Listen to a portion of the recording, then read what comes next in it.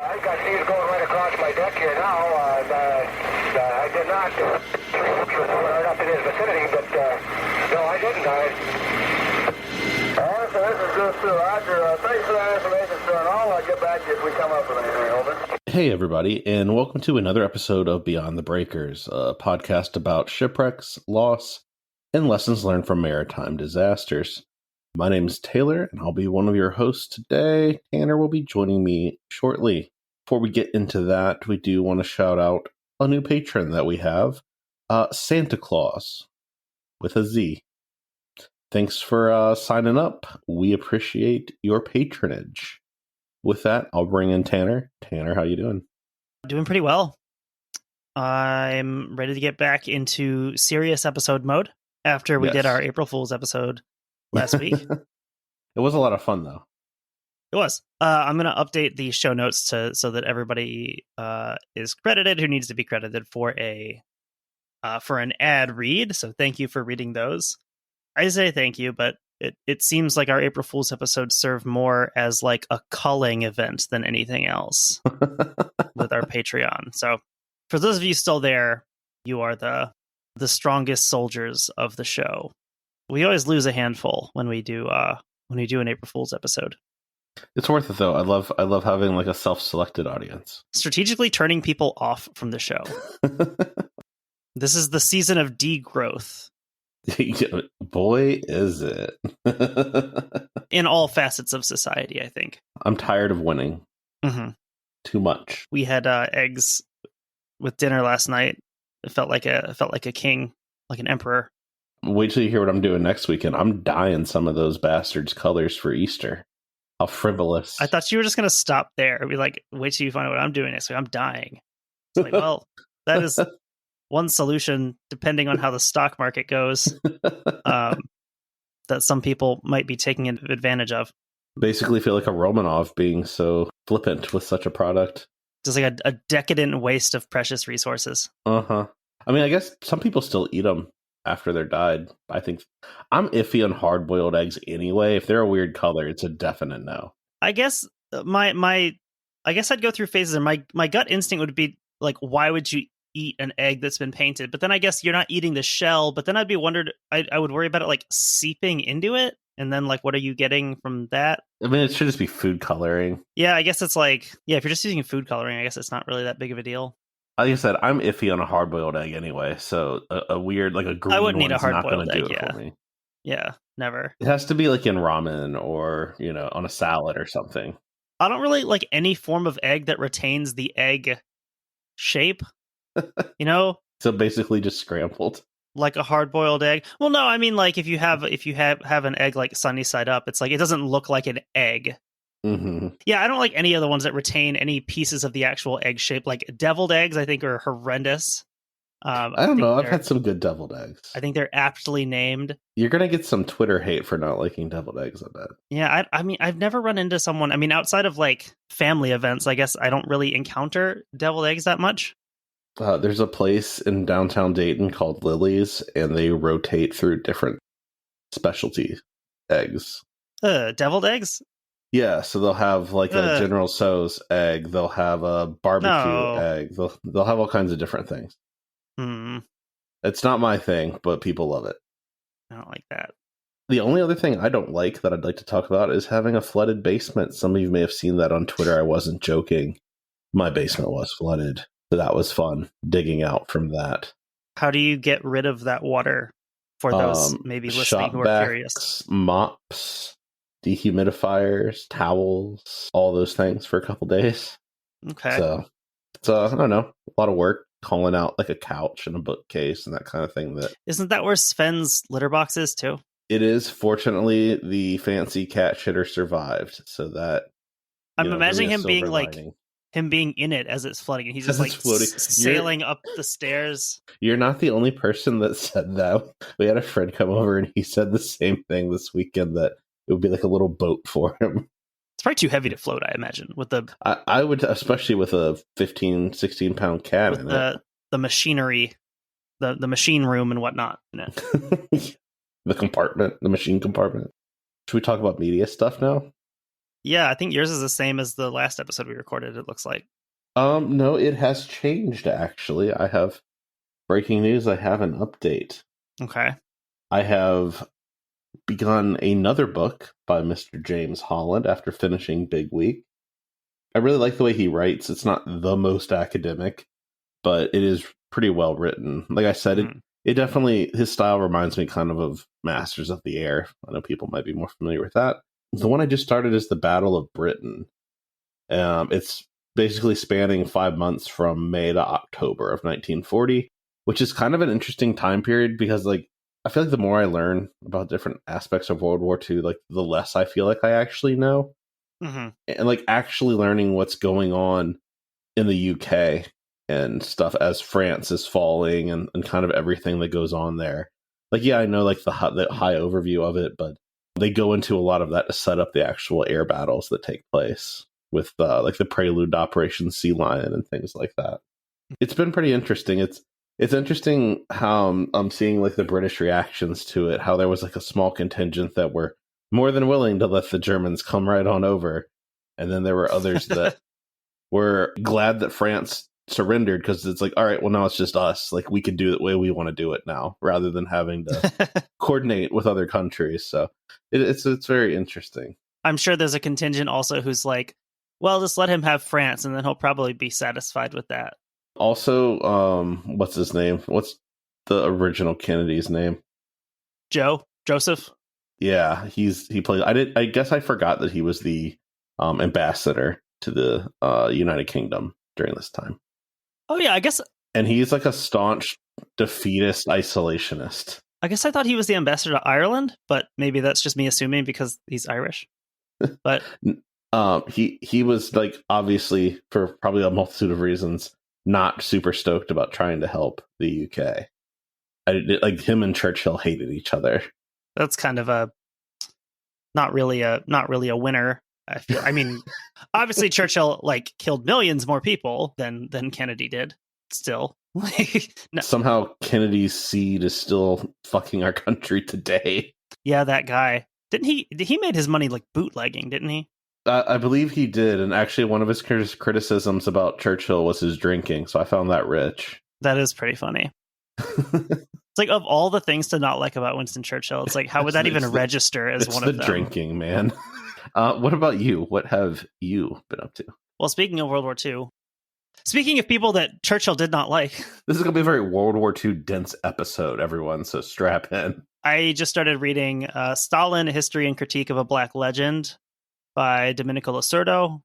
I didn't realize that Stalin identified that way. It's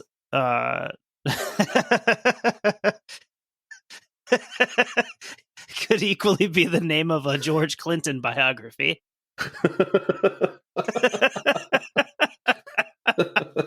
I never read it that way. My brain immediately read it that way. Yeah, you don't know what the Russians, think. They probably say that kind of stuff about Georgians. They probably I can imagine that. By Domenico Lacerdo, who's a Marxist writer. He just passed away, I think, in 2018. He's got a few that are pretty well known. He has one that's about Western Marxism. He has one that's called Liberalism: A Counter History. And this one, as the name would suggest, History and Critique of a Black Legend, is about it's not really a biography of Stalin. It's much more sort of tracing the development of what Stalin, or how Stalin is represented, mostly in Western minds. Sort of like, what do Westerners think of when they think of Stalin? And I guess I should mention it's by Domenico Lacerdo, but a lot of his books are not in translation, so there's work being done right now to get them translated into English, because he wrote in Italian. And that translation is from 2023. It's by Salvatore Engel de Mauro and Henry Huckmackie, Henry being one of the hosts of Guerrilla History, which is where I originally heard about this. I've just started it, really. But it is cool in terms of contextualizing Stalin as, what he was in his time, and sort of what's the word for it? Stalin's kind of presented as like a all or nothing type figure. There's people who, not smart people, but there are people who put him on the same plane as Hitler. And then, on the way other side of the pendulum swing, you have people for whom, he could do no wrong. Mm-hmm. He never made a mistake, which is, both untrue and a really un-Marxist way of analyzing history, Mm-hmm. regardless of who you're talking about. And so I think that's an important and I think useful book in that the contextualization is important, because if you're sort of throwing this out whole cloth, saying, nothing Stalin did is worthwhile, then it's like you're not really learning anything from that, which Mm-hmm. is a bizarre thing to do with such an important chapter of the most successful socialist state in history. It's interesting to read that and get more. I've never read intensely about Stalin, but it's very readable, and I really enjoy what I'm reading. I definitely want to read more Lacerdo, whether I have to read that in English or whatever other language it happens to be translated into. I know a lot of his are translated into Spanish, even if they haven't necessarily been put in English. Your best bet. But yeah, it's always interesting reading a new writer, and it's always fun, reading a very fresh, very up to date translation of something. Mm-hmm. You're kind of getting the newest possible interpretation of this. I've also been reading a much shorter, much less dense, from Andreas Malm, How to Blow Up a Pipeline, which I think is probably more well known. Which is interesting because I'm about halfway through it, and for the first half of it, about you could just as easily have titled it "Why to Blow Up a Pipeline" rather than how. It's not exactly a how-to guide. It's much more the rationalization of the climate crisis is at a point where the climate movement is very committed to nonviolence, and it has been for a long time. And the premise of the book is basically, at what point does that stop being sufficient?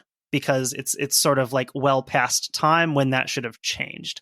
Right. And sort of the argument for that being, if you look at all the other social movements, even the ones that are on the face of them nonviolent, they were always backed up with some aspect, some flank aspect of violence. Taking the example of the civil rights movement, where nonviolence does play such a role in it, but a lot of that pressure, even some of that pressure coming from someone like Martin Luther King, who he is practicing nonviolence, but there's always that sort of veiled possibility of, if we crack down too hard on this, if we don't allow change to happen this way, then there is an armed militant black movement that is going to basically be the next one up to the plate.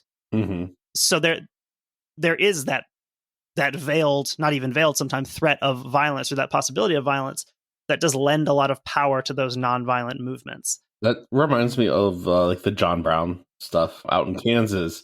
That a lot of these families are pacifists and Quakers, but John Brown isn't, and he's more than willing to like make that his business, basically. And in some ways, it's almost like you have the luxury of being nonviolent because there are other people who are ready and willing to commit violence in defense of this idea. Because violence is not for everyone. Not everyone's cut out for it. I'm certainly not. So yeah, it's a very good, very quick read. It's like 150 pages. And then after that, I've got another one of his called Fossil Capital. I've had some good reading sessions recently. All right. Well, let's have a good recording session now. Yeah, let's do this thing. Let's continue to talk about World War II. All right, the USS Turner. Have you heard of it? Does it sound familiar? I've heard of the USS Turner Joy. Not the Turner Joy, just the Turner. Okay, then no. I think this is one of these incidents that happens at a time when like the US government isn't super stoked to share that it's happening, and B, there's probably more horrific things overall in the headlines every day. Mm-hmm. So we'll kind of dig into it.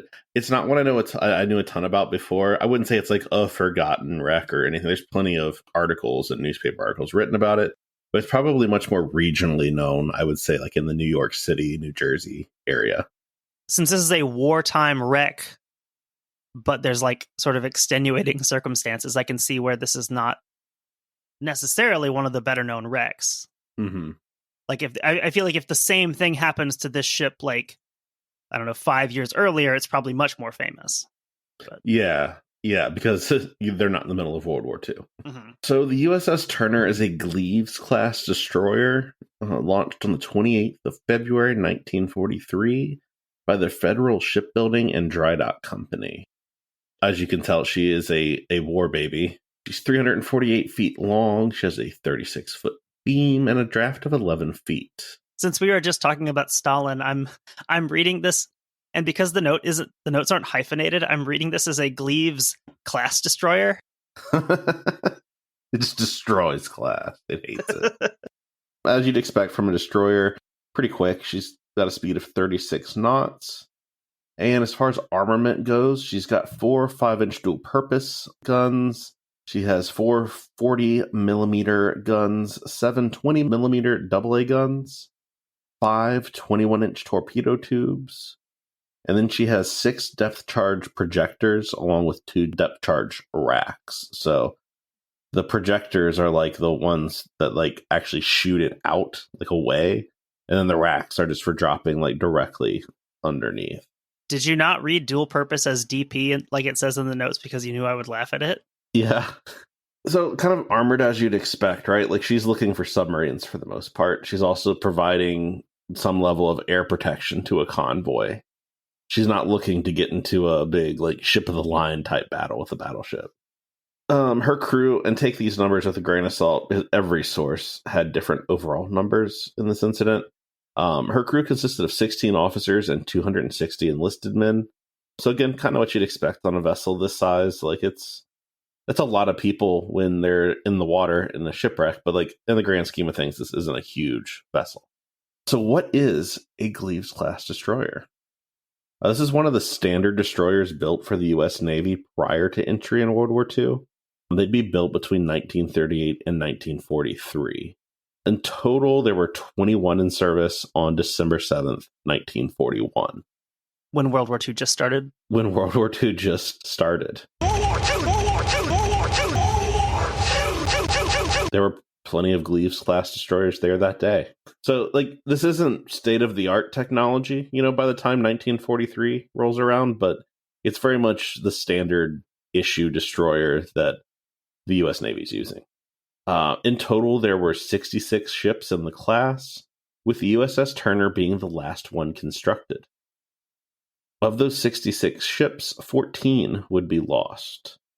What's interesting is this design is actually an improvement on the Sims-class destroyer. I think what we'll find is these destroyers are all pretty similar.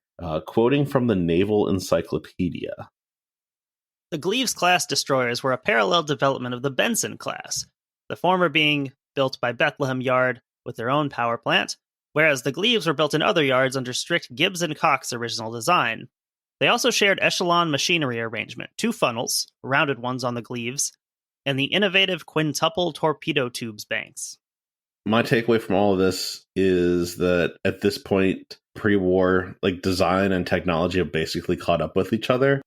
They're just making all these little differences. The differences are almost more based off what yard they come out of rather than being anything like... Rather than like a different type of ship. Yeah. Like this design is kind of peak destroyer as far as 1939 is concerned. The kind of thing that only someone with like an unhealthy obsession with these would notice in like a movie. Like, oh, this is supposed to be a Benson class and it's a Gleaves class, actually. Yes. If we ever pitch Shipwreck Guys to the Guys podcast, that would be a great example. They could do a Boat Guys, maybe. But yeah, Shipwreck Guys would be... Maybe guys. going to have to do some research and pitch to them. One interesting note here is that the boiler room and engine room compartments were echeloned. Basically, they were every other compartment. So you'd have one set, of boilers here. You'd have the engine room. You'd have another set of boilers. The next set of engine rooms. So basically, it was intended to increase her chance of survivability, that rather than all of her boilers be in like the same compartment and be taken out by one torpedo, maybe you can survive on one. Yeah, I know there's another ship where we talked about that from probably around the same era. So after being officially commissioned on April 15th, 1943, the vessel completed outfitting at the New York Navy Yard. She spent this time conducting a local shakedown cruise, and she also did anti-submarine training off of Casco Bay, Maine, until early June 1943. I like to imagine the shakedown cruise as her sailing around like New York Harbor and just putting in and like demanding money from people, or else she would like turn her guns on their establishment. I think of it as like when you test drive a car when you're going to buy it, but you have to do the awkward test drive like with the salesperson, like the lead person from the shipyard just up in the bridge with the captain, like as he's sailing, like, huh? Oh, you like it? The captain has to submit a credit application before he's allowed to direct the ship anywhere. And how much were you looking for your monthly payment to be, sir? So June 9th found her back in New York City preparing for her next task. She would accompany the also newly commissioned USS Bunker Hill, which is an aircraft carrier. This would conclude on June 22nd, 1943. So she's not really doing anything war related. Like she's still definitely in that shakedown time period of, fixing things that need fixed, but getting her ready to go. You're also seeing them do like the submarine training, that kind of thing. I think it's funny to have the USS Bunker Hill because it's like a tactical defeat for the US. I get if you're going to like American Revolution, it's like there's like not that many big like striking victories in terms of just like, yes, this was an overwhelming American victory. You can only name so many things. Yorktown. Yeah, like Yorktown, Saratoga, some of the ones in the South. I don't know, Guilford Courthouse, Cowpens. I forget which ones are which. I think Guilford Courthouse wasn't that a British victory? Kings Mountain. I know one of those was a British victory. But yeah, it's just funny to have. We talk about the Battle of Bunker Hill in the listening speaking class. I use the Crash Course Black American History videos, and that one is about Black soldiers in the American Revolution. And so it talks about the Battle of Bunker Hill. So my students learned about Bunker Hill. So with the successful completion of this trip, the crew and ship were ready for a real wartime assignment.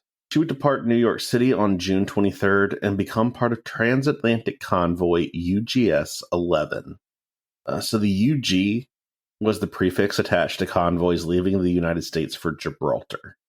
Stands for Gibraltar. The Germans will never crack this code. The convoy formed up off of Norfolk and Hampton Roads, Virginia. Really all the same place. And then on June 24th, they began to make their way east. This voyage would prove to be the best kind. It was uneventful. And the convoy would arrive in the port of Casablanca on July 18th. Her time there would be brief before she would join the convoy GUS-10 on July 23rd. You'll never guess where that one's going. Does that just stand for like Gibraltar to US? Yeah, it's going back to New York. Okay. It's literally just the reverse of the letters. Okay. Basically, they just rearranged the letters. So she would arrive back in New York on August 9th, 1943. Her next move from there is later on in August. She's part of a convoy from New York City to Guantanamo Bay, Cuba, via Hampton Roads, Virginia. Nice of Cuba to give permission for that. That nice rental space that we have there. Who knows? Maybe some of you will get to see Guantanamo. Probably. In one way or another. Yeah, right. On a return trip to New York City, the USS Turner linked up with the HMS Victorious and escorted her to Norfolk, Virginia. And I thought this was kind of weird. I was kind of wondering why this was, right? And my first thought was, is that the British aircraft carrier that grounded itself off of Jamaica and couldn't go on one of the trips that we talked about recently? Oh, yeah. Is it that one? No, it was not. I thought I was going to be like have this really cool connection and be like, wow, that's so weird. It wasn't. If it was the Victorious, that's not why this happened. What type of vessel is this Victorious? Is she? She's an aircraft carrier. For some reason, I just don't think of the UK having aircraft carriers. It is weird to think that they had multiple. I have this very chauvinistic view of World War II, where like only the United States has aircraft carriers, and like the Japanese, because we're fighting against the Japanese. Right. That's the only ones. Like, did the Germans ever build an aircraft carrier? I don't think in any meaningful way. No, they never had the chance. They never. I guess they would never had any benefit from doing it. Really. Yeah, I guess they're close enough to everything that they would have needed to bomb. So this got me wondering, what is the Victorious doing sailing to Norfolk in the first place? And this is something I just had not heard of this. She's actually loaned to the United States. So with the Hornet sunk and the Enterprise badly damaged after the Battle of Santa Cruz Islands, the U.S. only has one fleet carrier, the Saratoga, that's operational. I remember like being surprised by that, reading that Ian Toll trilogy of like, I guess I never knew how much of like a near run thing it really was in the Pacific for the US, like early on. Yeah, I think that's something that doesn't really get talked about very much. Like, things are grim in the Pacific. The fact that we were able to put carriers back in the Pacific fairly quickly, but like there is a time when it is just like razor thin in terms of actual like viable assets in the Pacific, like especially around Guadalcanal. Like the fact that there just are these naval battles raging offshore while the Battle of Guadalcanal is happening on the island. Like that's something I never knew about before reading those. Yeah, it's very interesting. And certainly I hadn't heard about this. The British lending us an aircraft carrier. So Victorious had crossed the Atlantic and been waiting for an escort in Bermuda before making her way up to Norfolk. I don't know. It is interesting that this reverse Lend-Lease thing isn't really talked about that much. The back-to-back World War champs don't really talk about that part very much. Sure don't, do they? Early September found the Turner conducting further anti-submarine warfare training at Casco Bay, Maine. That must have been one of the main places to do this kind of training. I feel like every time submarine warfare training comes up, it was always at Casco Bay, Maine. That sounds like a place that should be in California, not Maine. It really does, doesn't it? However, Bay. She would soon be preparing for her next trip across the Atlantic. On September 21st, she would depart again for Norfolk, Virginia, with a convoy leaving Virginia on September 24th. This trip would take 18 days and would prove slightly more adventurous. The USS Turner would make a depth charge attack at a sound contact.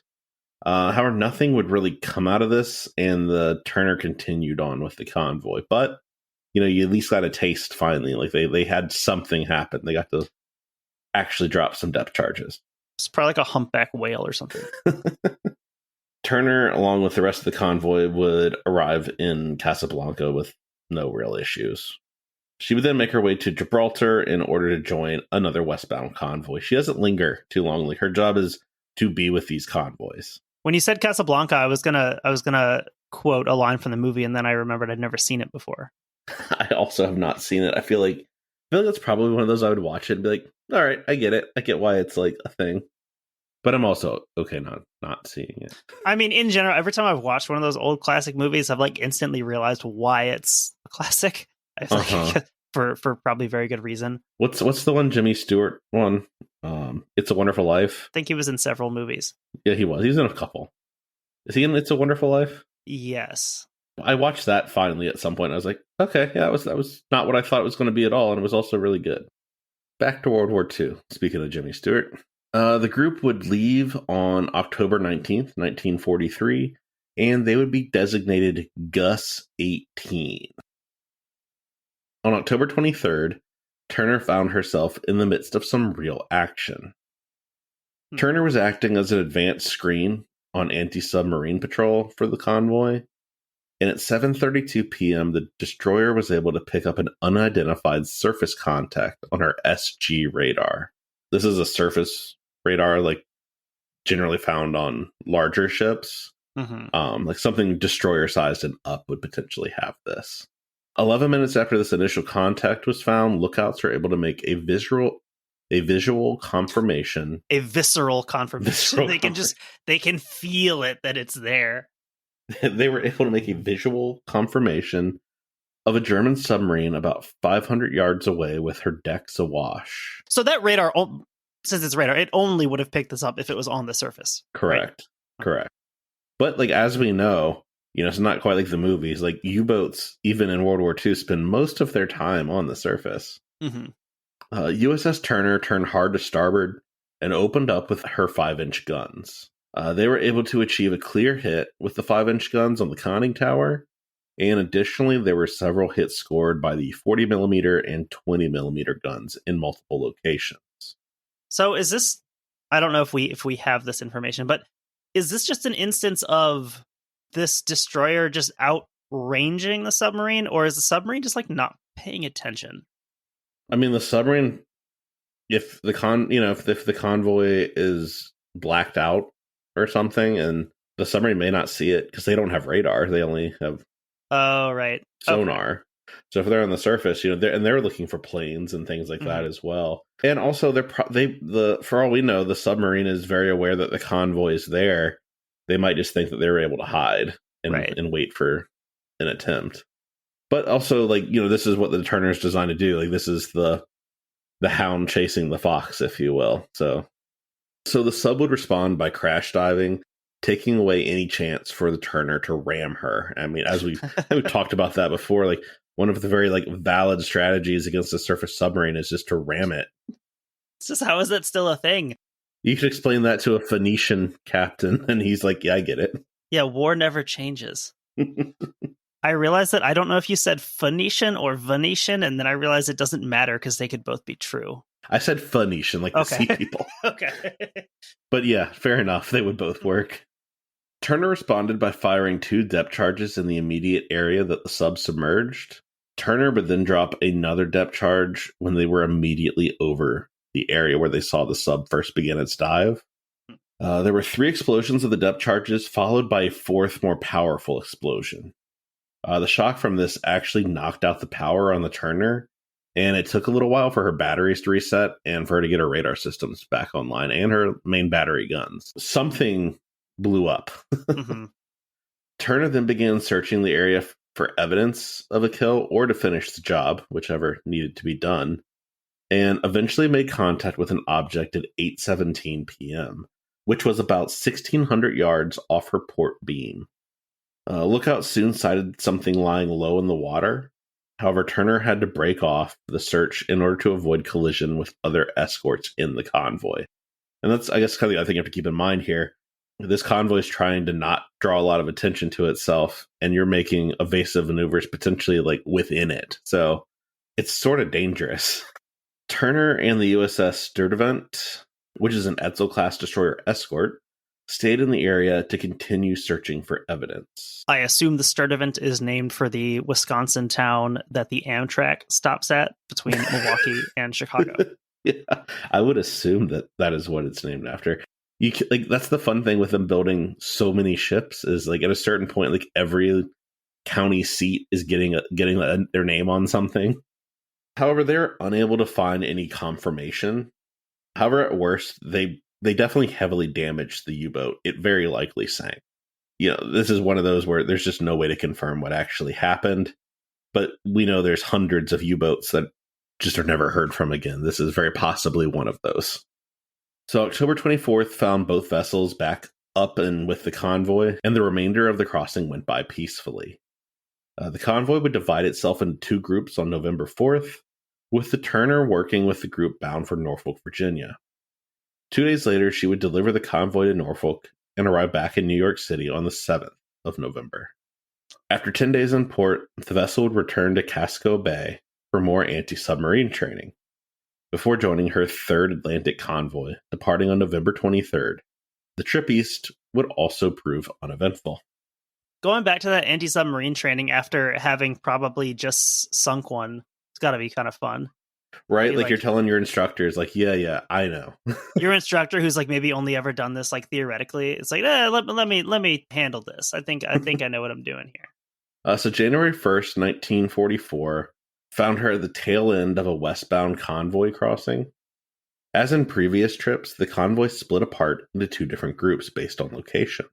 In this instance, the USS Turner joined the New York portion and made a course for Ambrose Lightship. That actually sounds like someone's name.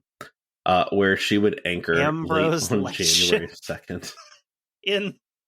I'm using that for a character in a story. In a Dickens novel or something. So let's talk about Ambrose Lightship /Light for a second. So this stands kind of at the confluence of multiple shipping lanes as they approach lower New York Bay, i.e., what we think of as New York Harbor. Mm-hmm. This guards the approaches to some of what's obviously, the busiest shipping lanes in the world, particularly at this time. It's interesting that the Lightship would eventually be replaced by a Texas Tower type station in 1967. Kind of just looks like an oil platform, sort of.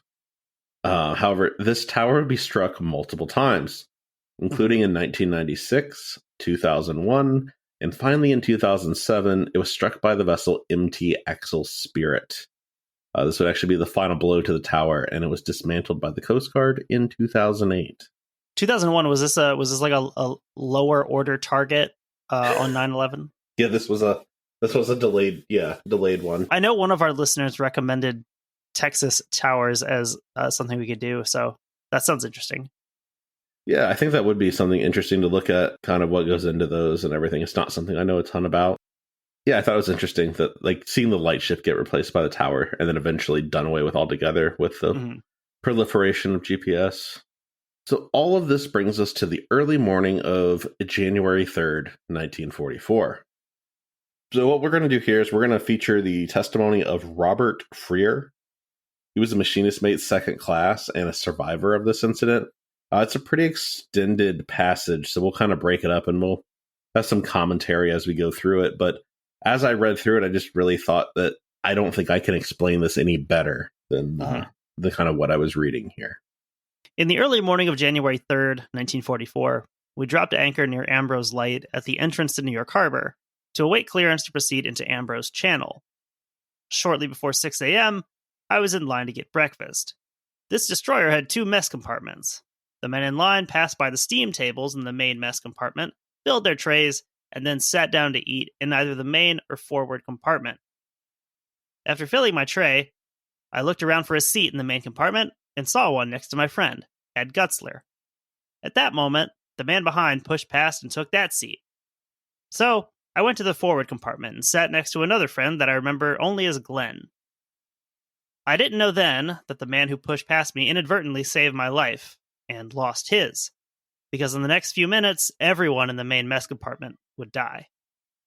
It really has like the I was late to the airport on 9/11 vibes, like the stories that kind of come out after. Yeah, this can add to our list of like near misses that we've had. People. Yeah. So continuing with the quote, I was not hungry. I had taken one bite out of a piece of toast and was idly contemplating my teeth marks in the toast and thinking how nice liberty in New York would be. Then the lights went out. No pain, no noise, no sensation, just blackness. I heard later that the explosion was heard for 30 miles. I estimated that I came to 5 to 10 minutes later. 2 men were lying on top of me. I pushed them off, shook them, but there was no response. I looked around, seeing nothing but flames and heavy smoke. I heard screams of men who were trapped in the wreckage and were burning to death. I went to the door of the main mess compartment and looked in. Nothing but flames, acrid smoke, and screams of agony. So by 6:50, the Turner has taken a 16-degree list. This is a result of multiple explosions that ripped through her ammunition storage areas. Kind of reading through where it likely began was in the compartment where her torpedoes would have been kept. I guess makes sense of a place that would start exploding. Yeah, especially something big enough to rock the entire ship like that. It would, that's not small arms going off or anything like that. Having toured the Cobia in Manitowoc, the submarine, and seeing, like, obviously this is a destroyer, but I can't imagine the bunking situation is terribly different. I know that, like, on the Cobia, some of those bunks, like basically just cots, riveted to the side, are just literally above the torpedo storage area. Yeah. And like literally, you're lying an inch on top of a torpedo. And just thinking, like, if I was on a submarine, that's probably where I'd want to bunk, because, like, if that thing goes, like, it's over immediately. I don't want to drown or get crushed to death or, like, suffocate. But, like, if that thing goes up, while I'm asleep or something, that's as good of a way to go on a submarine as any. Yeah, if you were a World War II submariner, that would that would be decent enough. Yeah. So continuing on here with this testimony. Breathing now was next to impossible, so I crawled with my face close to the deck for better air. I decided to crawl forward and feel around for the ladder up to the chief petty officer's quarters, which are on the second deck. From there, I'd be able to take another ladder up to the foredeck and fresh air. Since we felt surely that the ship would explode again, we spent an additional 5 to 10 minutes of anxiety while we extricated the unconscious man up to the chief's quarters. Eventually, we arrived topside on the foredeck and found ourselves in a howling blizzard. I'll never forget the exquisite sensation caused by snow coming into contact with red-hot skin. Like, what a juxtaposition there of escaping like this fiery metal hell to get up on top, up on deck, and you're in the middle of a snow squall. Out of the frying pan into the ice box chest situation. Continuing on, we have, looking aft with one eye open, I saw the sight of a destroyer completely out of operation. Both sides of the ship had huge holes blown out. The number 2 5-inch gun turret had disappeared. The number 1 turret had been forced upward. The flames were rushing out of the holes in the sides and on top of the superstructure. As I looked, a man on fire jumped from high in the superstructure into the water. There were rapid explosions of ammunition as the fire got to it, and shrapnel was rattling all over the deck. To the great credit of the men on the foredeck, there was no panic. A few did jump into the water, and some died there. The cold water with their burns was too much. Glenn was one of these. Later, his wife would come to see me in the hospital to ask about him. So yeah, pretty grim all the way around on this. I feel like anytime there's fire, I don't like it. You know what I mean? Like, as far as ways to go, that is not tops on the list. You know, one silver lining here to this tragedy, however, is that, you know, as they're part of this convoy, they're also in a very busy area. There's a lot of vessels nearby that are able to respond to this. If you're able to survive, you know, and get on deck, that you probably had a good chance of making it from that point on. Yeah, I guess in that way, this is kind of similar to the incidents with the Melbourne, because you have this sort of initial horrific trauma to the ship, and then it is surrounded by other vessels, like some of them literally in position to recover people from the water already. So continuing here with Machinist Mate Second Class Freer. A Coast Guardsman brought his boat, approximately 60 feet in length, up to the port side of the foredeck. His crew threw lines up to us, and eventually we all boarded and got safely away. Those Coast Guardsmen were extremely courageous. They spent 20 to 30 minutes alongside the ship rescuing us, knowing of the imminence of the next explosion, and realizing that they had hundreds of gallons of gasoline on board the boat. However, they stayed alongside until the last man was taken off. The U.S. Coast Guard deserves a great deal of credit for their part of the rescue. We were about 30 yards from the Turner when the second major explosion occurred. We watched her sink quickly, and when some of the depth charges were underwater, there was a tremendous blast. When we had the submarine contact the day before, the depth charges had been armed to detonate at 30 feet, and they'd not yet been disarmed. It seemed as if acres of water rose 30 to 40 feet at the time of the third explosion.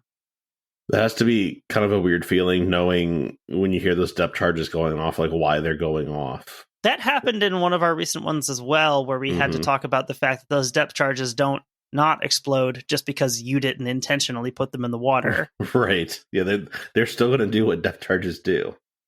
We were 6 miles out and were being taken to an army hospital at Red Bank, New Jersey.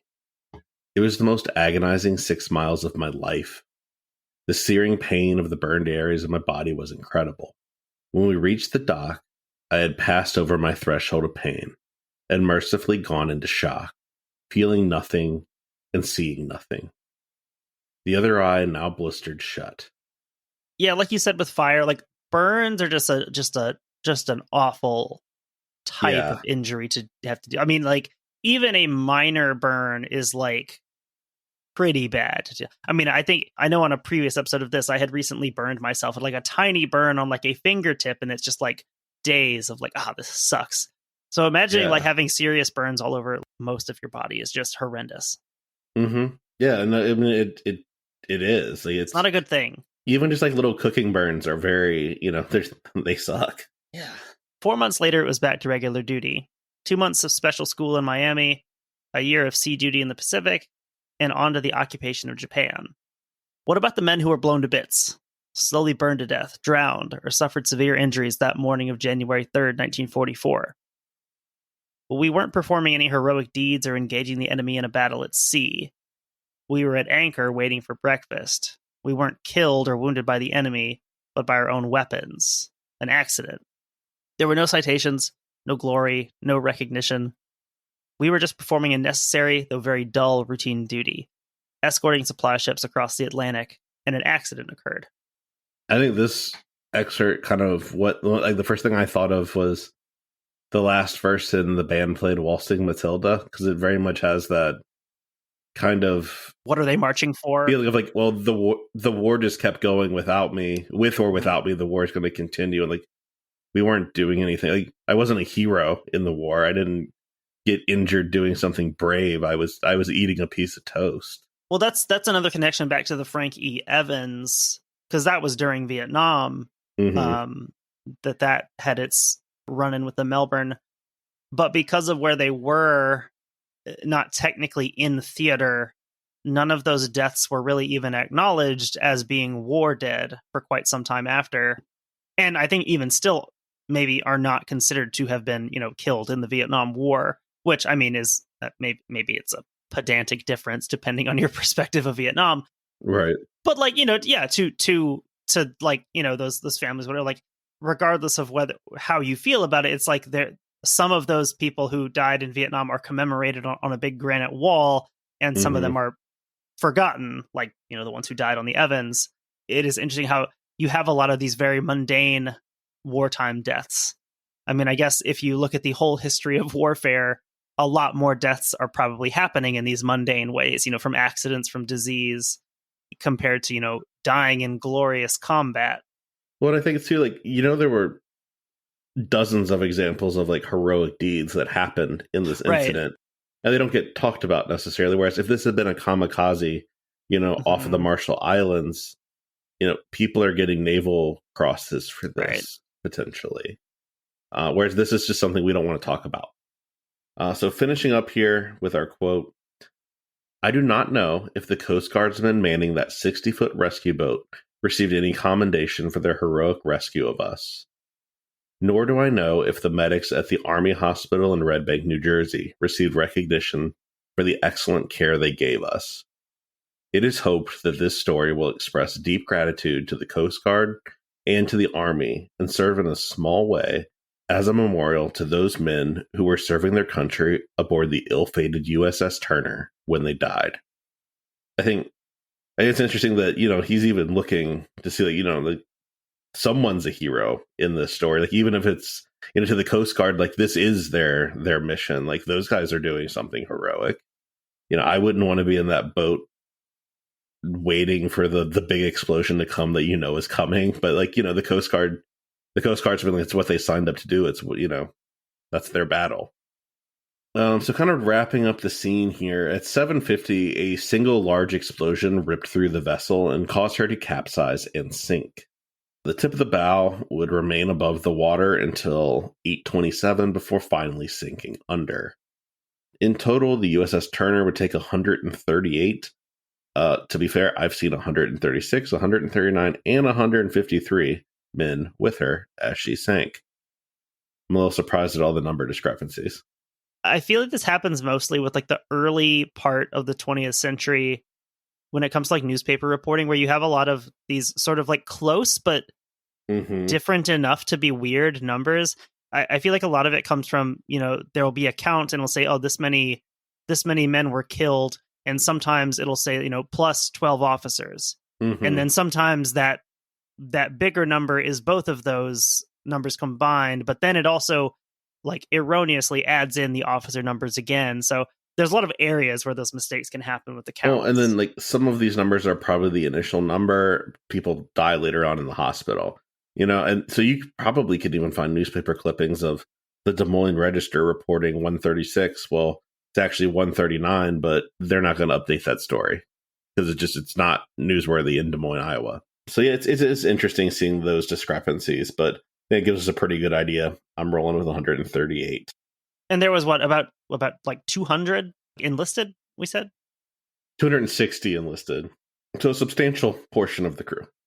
And actually of this number, 15 of the 17 officers actually go down with the vessel.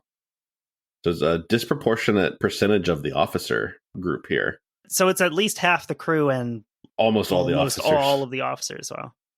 Wow. So this, high casualty rate amongst officers actually results in a change in the way that officers were quartered on this type of vessel. This casualty count was so high, it's theorized because the escape route from the officers' berths was cut off. Going forward, officers would be split amongst at least two different sections of the vessel so that, there's some semblance of command and control still. Yeah, I mean, like, that's a rough way to learn that lesson, but Mm-hmm. I guess that is ultimately like what we talk about with shipwrecks making stuff safer. It highlights those things that have been sort of maybe overlooked. In total, about, give or take, depending on your sources, 123 enlisted men go down with the vessel, and 154 would survive the incident. This is kind of one of those where just wherever you're standing when the first explosion happens kind of determines your outcome. As we saw, if he had sat by his buddy in the mess compartment, he wouldn't be here. He just happened to miss it. Because this is in many ways reminiscent of the Melbourne incidents. In those, you kind of had where, like you said, where you were in the initial thing kind of determined the outcome for you. And in those, you had this sort of catastrophic loss of life initially. But if you survived that, because in those cases, there weren't explosions, if you survived that initial collision and, the cutting the destroyer in half, you were not guaranteed to be fine. But the number of people who were killed after that was very, very, very low. So the newspaper, the Brooklyn Daily Eagle, would report damage to windows and toppled chimneys several miles inland in the New York City area. So I think that's interesting. Obviously, it's kind of impossible to suppress this story, and it's definitely reported on when it happens just off of New York City. But you can definitely tell the Navy is not super excited to talk about it and give a lot of information. One of the interesting bits here of the story, and I would have lost money in a bet on this, this is one of the earliest uses of a medical helicopter, or a helicopter being used for medical reasons. A U.S. Coast Guard Sikorsky HNS-1 is used to carry 2 cases of blood plasma from New York City to Sandy Hook, New York, where the survivors were in hospital. Yeah, that's weird. It's one of those switches in time where there's no real in between. I guess for me, it's like the year 2005 seems recent, but the year 2004 seems like forever ago. Right. To me, because I know that we had helicopters in Korea because of MASH. And at first glance, this looks like a MASH helicopter, but this thing is old by the time MASH happens. But the idea of having a helicopter in World War II sounds insane. That Absolutely. Seems like way too long ago to have helicopters, but Korea's only not even a decade after that, and that seems totally normal. Yeah, I did not. If you had asked, I would not have guessed that we had any helicopters in World War II. Especially, I would have thought maybe some weird shit in 1945, where we start to get things that look a little more modern, but not 1943. Some sort of Wunderwaffen, if you will. I believe this thing goes into production in 1942 or maybe even sooner. So it is kind of crazy. It's just cool seeing the long tradition of U.S. Coast Guard helicopters acting in a medical role. The least bad of our military brand. Although I guess right now, maybe the Space Force, because they don't do anything. Because they don't actually do anything. Well, I don't know. They funnel money to Elon. They probably have the highest potential for evil. That's true. Thinking of the long run of history of what they could accomplish, and depending on what we do in space. But for right now, I could say that they're like an XL bully puppy. To put it in terms that our British listeners will understand. They can't really do anything or hurt anybody right now. Yeah, so that's kind of where I left it with this one. Was kind of it's interesting how many of these stories are going on when you have things like Port Chicago happening, all these different things in war. You've got reports coming back from these horrible battles in the Pacific. It's just interesting how something like this doesn't even really register in the way that it would, if it happened today. I do have to wonder if there were events it's got to be one of those weird. There had to have been situations where someone like this, someone who maybe has a horrific injury from this accident, they're in the hospital, and is there a level of was there a limit on basically how how much sympathy you were able to get, because like it's not like you're over fighting on Guadalcanal, it's not like one of that. It's like I have to wonder if there were events like that, or is it just kind of like everybody's kind of all pulling in this together? It's like, hey, you were in the war effort. So. I don't know how true it is, but you have that scene in Band of Brothers where the guy that took the shrapnel round in the plane on D-Day gives a bunch of shit to replacements who have actually fought. Cobb. And fucking hate Cobb. I hate him. And he didn't even jump. And there's these guys that have seen combat and he hasn't, and he still feels the need to give him shit. I mean, again, I'm sure that's just illustrative of a certain type of dumbass that exists in any point in time. But I'm sure that there's some animosity of like, well, you didn't get yours over there. You didn't fight in Normandy neither. I didn't mean to awaken your hatred of Private Cobb. Yeah, I just hate that character so much. And you're in a way, I know you're supposed to, because like that's one of the scenes where he's like a dislikable character. All right, well, with that, I think we'll wrap this one up. Any hints on what's next? Yes, it's technically going to be my birthday episode, but we just finished my last birthday episode. It seems like that's because it was like 9 episodes long. It might be a very long one-parter, or just like 2 parts. A hard 2 or a soft 1? I'm feeling mutinous. Okay. That's my hint. Are you feeling bountiful? No, since we've already talked about the bounty. Like, we talked about like the kind of the true story of the bounty a little bit when we talked about the movie. That's true. I might save that one for a little while, but different sort of mutiny. Yeah, a different sort of mutiny. It's not a naval mutiny, technically. So I'm going to cut this out, but I'm doing... Okay, cool. I saw that in the notes now that I think about it. Yeah, I've been working more consistently on that, so I should be able to have that done for next week. We should do Battleship Potemkin for one of our movies. We could do that as our $3 bonus, and I could change my $3 to the $5. I'm fine with that. That'd be easy. That'll be easy. I'm fine with it. I'm sure you can watch it on YouTube. I've watched it on YouTube before, I'm pretty sure. Yeah, that'd be cool. All right. Let's plan on that then.